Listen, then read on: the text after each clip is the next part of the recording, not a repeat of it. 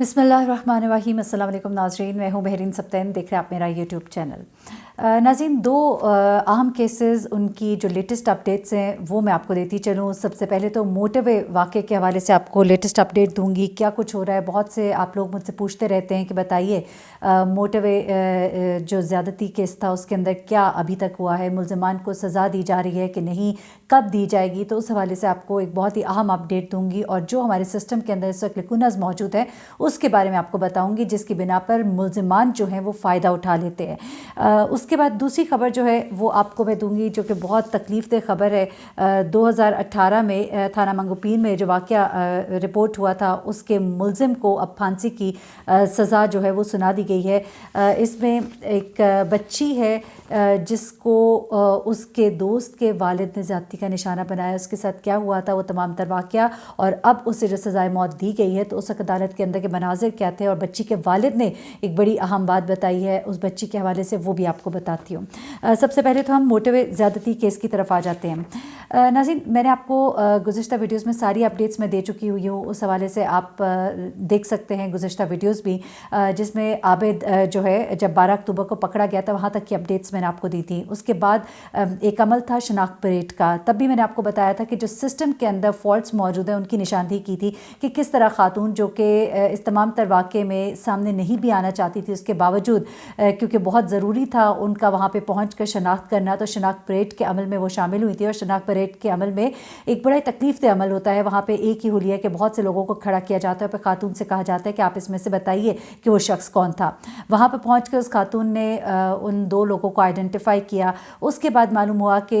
तमाम जो लवाजमात शनाख्त परेड के होते हैं वो पूरे नहीं किए गए थे, तो फिर खातून को दोबारा से बुलाया गया, जो कि उनके लिए एक और तकलीफ़देह अमल था। तो वहाँ पर खातून ने ये तमाम तर जो ज़रूरियात थी, जो एसेंशियल्स थे, उनको पूरा किया, और उसके बाद वो चली गई। उसके बाद काम जो है अब वो अदालत का शुरू होता है, तफ्तीशी अफसर का, प्रोसिक्यूशन का काम शुरू होता है। अब यहाँ पर आकर बहुत ही बड़े इस वक्त घपले, तो मैं इसे कहूँगी, चाहे आप इसे गलतियाँ कहें, लेकिन मैं कहूँगी ये घपले हैं, क्योंकि 14 रोज़ के अंदर ये चालान जमा कराना होता है। मोस्टली पुलिस जो है चालान जमा नहीं कराती इस टाइम फ्रेम के अंदर, लेकिन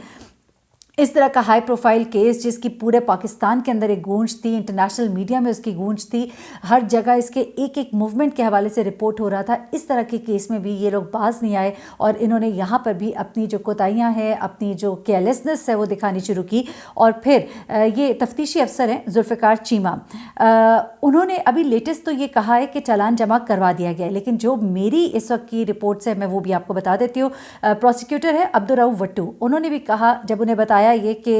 जुल्फ़िकार चीमा तो कहते हैं कि चालान जमा करा दिए, तो वो हैरत ज़दा रह गए। उन्होंने बड़ी हैरत का इजहार किया, लेकिन उन्होंने फिर कुछ कहा नहीं। उन्होंने कहा कि मैं अपनी ज़िम्मेदारियों की वजह से मैं अब इसके ऊपर कुछ कमेंट नहीं कर सकता। लेकिन अब मैं आपको बताऊँ कि जो लाहौर सियालकोट मोटरवे केस है, इसमें बेसिकली जो अभी की अपडेट है वो ये है कि पीर को लाहौर की इंसदाद दहशतगर्दी की अदालत थी, और उसमें ये प्रोसिक्यूटर और तफ्तीशी अफसर ये सब पेश हुए थे। और तफ्तीशी अफसर जो है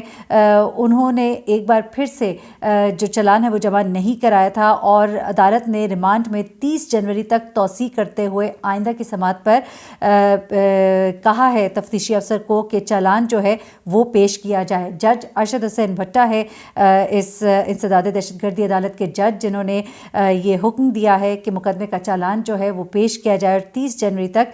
तौसी की है रिमांड में। अब तफ्तीशी अफसर जुल्फ़िकार चीमा ने जो मीडिया को बताया उसके मुताबिक वो कहते हैं कि मैंने चालान जमा करा दिया पीर को, लेकिन जो प्रोसिक्यूटर है उन्होंने कहा कि चालान जमा ना करवाना और देर से करवाना, इसकी तमाम तर जिम्मेदारी जो है ये पुलिस के ऊपर आयद होती है। और जब उन्हें कहा गया कि वो तो कह रहे हैं चालान जमा करा दिया, तो वो बड़े हैरान हुए, लेकिन उन्होंने मज़ीद इसके ऊपर पे कमेंट नहीं किया है। तो ये अभी तक की अपडेट्स है इसके ऊपर, और इसके ऊपर यही कह सकते हैं कि जितना भी पे पुलिस को हम जब कभी कहते हैं तो फिर हमें कहा जाता है कि आप बड़ा क्रिटिसाइज़ करते हैं, लेकिन फिर आप यहाँ पर मामला देख लीजिए कि जब मुजरिम भी पकड़ लिया गया, वो भी किस तरह पकड़ा गया, वो भी आपके सामने किस तरह से मुजरिम जो अपने बाप को मिलने के लिए आया, और अब उसके बाप को भी ये एतबार था कि वो जो इनाम की रकम है हमें शायद मिलेगी, और इसी तरह से मैं पुलिस वालों में बांट के कुछ अपना हिस्सा रख के अपने बेटे को छुड़ा लूँगा। तो यहाँ पर अब सवाल उठता है कि पुलिस जो है अभी तक चालान क्यों नहीं जमा करा सके, वो भी अगर इतने हाई प्रोफाइल केस का नहीं होगा तो फिर बाकी केसेस में क्या होगा। یہ بہت بڑا ہمارے سسٹم کے اندر فالٹس ہیں اور ان کو درست کرنے کی ضرورت ہے، اور جج صاحب کو بھی چاہیے کہ اس کے اوپر مزید سختی جو ہے وہ دکھائیں، اور وہ بہتر سمجھتے ہیں کہ ان کو کیا کرنا ہے۔ اگلی خبر کی طرف میں آتی ہوں۔ یہ خبر جو ہے یہ تھانہ منگو پیر میں 2018 میں ایک بچی کے حوالے سے سامنے آئی تھی۔ 12 سال کی یہ بچی تھی، اور یہ بچی جو ہے اپنی دوست کے گھر پڑھنے کے لیے گئی تھی، جس طرح بچے آپس میں پڑھتے ہیں، مل کر بیٹھ کر کبھی پڑھتے ہیں، تو یہ بچی اپنی دوست کے گھر پڑھنے کے لیے گئی تھی۔ وہاں پر اس کی دوست کا جو والد تھا، باپ تھا، اس نے اس بچی کے ساتھ زیادتی کی۔ یہ زیادتی جب اس بچی کے ساتھ ہوئی، اس بچی کی حالت غیر ہوئی، اسے ہسپتال میں ایڈمٹ کیا گیا ہاسپٹل، اور اس کے بعد اس کے جو والد ہیں انہوں نے تھانے میں رپورٹ درج کرائی، جس کے بعد اس شخص کو گرفتار کیا گیا، اور پھر جو میڈیکل رپورٹ سامنے آئی اور ڈی این اے ٹیسٹ کے بعد جو چیزیں سامنے آئیں، اس سے یہ بات واضح ہو گئی کہ یہی شخص ہے جس نے اس بچی کے ساتھ زیادتی کی ہے۔ اس کے بعد یہ شخص جو ہے اس کا کیس جو ہے عدالت میں، اب آپ دیکھ لیجئے کہ 2018 میں یہ رپورٹ درج کرائی گئی تھی، اور اب 2021 آ گیا ہے، یعنی کہ 3 سال کے بعد البتہ انصاف ہوا ہے۔ اس شخص کو پھانسی کی سزا دی گئی ہے، لیکن عدالت میں اس لڑکی کے والد بھی موجود تھے، اور بچی کے والد نے جو بات کہی، آپ یقین کریں کہ جو ماں باپ ہوں گے جنہیں جو صاحب اولاد ہے، اگر وہ یہ بات سنیں تو ان کا کلیجہ پھٹ جائے گا۔ اس شخص نے کیا بات کی، ایک طرف تو اس نے کہا کہ میں مطمئن ہوں کہ انصاف ملا، دیر سے ملا لیکن ملا۔ اس کے اوپر بہت ورک کرنے کی ضرورت ہے، کیونکہ ابھی بھی ہم کہہ رہے ہیں کہ پچھلے سال کا واقعہ ہے کہ عابد پکڑا گیا، لیکن اس کے باوجود ابھی تک چالان ہی نہیں جمع ہو سکا، جس کا کام تھا کہ 14 دن کے اندر یہ چالان جمع کرائے جائے۔ وہ چالان آج کی تاریخ تک جمع نہیں ہوا ہے، جو ہماری اطلاعات ہیں۔ اینیویز، اس کے والد نے یہ کہا کہ میری بچی جو ہے، جس کے ساتھ یہ زیادتی ہوئی ہے، وہ کہتا ہے کہ میری بچی جو ہے، اس کا ذہنی توازن جو ہے آج تک ٹھیک نہیں ہوا، 3 سال گزر گئے اس واقعے کو، اور اس نے کہا کہ اس قدر اس کے دماغ پر اس واقعے کا اثر ہوا ہے کہ وہ کسی آدمی سے بات نہیں کر پاتی ہے، یہاں تک کہ میں اس بچی کا باپ ہوں۔ اور آپ سوچیں کہ کتنی تکلیف دہ بات، بہت تکلیف دہ بات ہے ایک باپ کے لیے، کہنی بھی اور سہنی بھی، اور وہ سہتا ہے یہ بات۔ وہ کہتا ہے کہ میری بچی جو ہے مجھے بھی دیکھ کر ڈر جاتی ہے، مجھے بھی دیکھ کر ڈر جاتی ہے، اسے